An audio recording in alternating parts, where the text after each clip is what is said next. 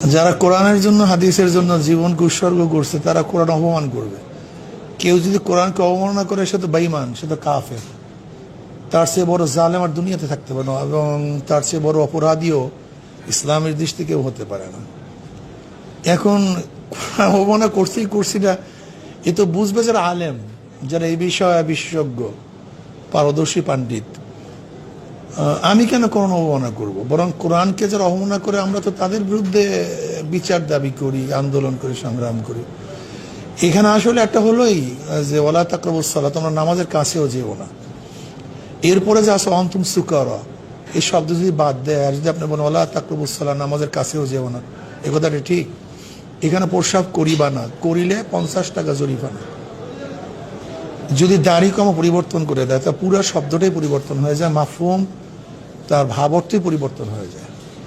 এখানে আমরা বলছি শুধু কোরআন যারা বলে তাদের এখানে একটা ভিন্ন চিন্তা ভাবনা আছে, অর্থাৎ ফেরকার তো কোনো অভাব নেই। একদল আছে আহলে কোরআনিয়া, যারা কোরআনকে সামনে নিয়ে হাদিসকে অবজ্ঞা করে, হাদিসকে তারা মানতে চায় না, হাদিসকে প্রত্যাখ্যান করে, নবীকে মানতে চায় না।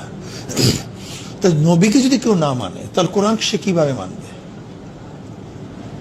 নবীর উপরে কোরআন আসছে, এখন নবীকে যে আমি না মানে, কোরআন যে কোরআন এটা প্রমাণ করার বড় দলিল কি? হাদিস, নবী। যদি নবী হাদিস না থাকে তাহলে কোরআন থাকবে কিভাবে? এটা সুকৌশলে আসলে কোরআন একদিন বলবে যে কোরআন কিছু না, এটা আল্লাহর কিতাব না, এর কোনো দলিল নেই। কথাটা বুঝাতে পারছি? আসলে ফিতনার সূচনা হয় ছোটর থেকে। যাদের বড় কথা বলছে তারা হল আহলে কোরআনই একটা ফেরকা আছে, যারা হাদিস মানে না, তারা কোরআন মানে। আমি তাদের প্রতিরোধের জন্য বলছি, যারা শুধু কোরআন বলে তাদের এই কথার মধ্যে ভিন্ন একটা শুভঙ্করের ফাঁকি আছে। মানে হাদিস ছাড়া কোরআন কখনো বোঝা সম্ভব না। কোরআন এটা তফসির, তো হাদিস হলো কোরআনের তফসির, অর্থাৎ কোরআনের ব্যাখ্যা। কোরআন মুজমাল, সংক্ষিপ্ত। এই সংক্ষিপ্ত বিধান ব্যাপকভাবে জনসমুদ্রে জনগণের কাছে নবী আলাইহিস সালাতু ওয়াস সালাম উপস্থাপন করছেন। যে আয়াতের অর্থ এই আয়াতের অর্থ, এরকম বহুত বুড়ি বুড়ি আয়াত আছে যে আয়াত সম্পর্কে সাহাবারা প্রশ্ন, ইয়া নবী আল্লাহ, এই আয়াতের দ্বারা উদ্দেশ্যটা কি? নবী আলাইহিস সালাতু ওয়াস সালাম এই আয়াতের ব্যাখ্যা না দিতেন তাহলে আমরা এই ব্যাখ্যা বুঝতাম না।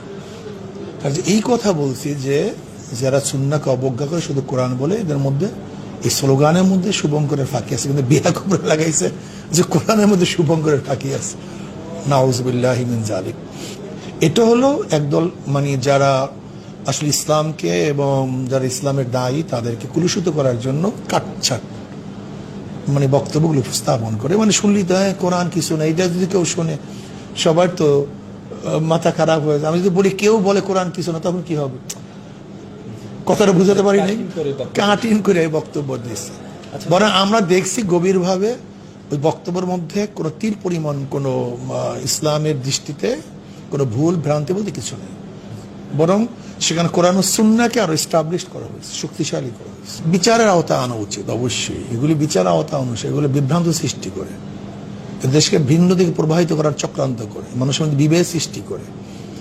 আর মিথ্যা বক্তব্য তো আসলে দেওয়া ঠিক না, এর ব্যাপারে তো আইনও আছে। আমি মনে করি এদের বিচার আওতা আনা উচিত। যদি বিচার আওতা না আনা হয় তা মানুষকে এরকম ভাবে বারবার তারা বিভ্রান্তের মধ্যে নিয়ে যায়।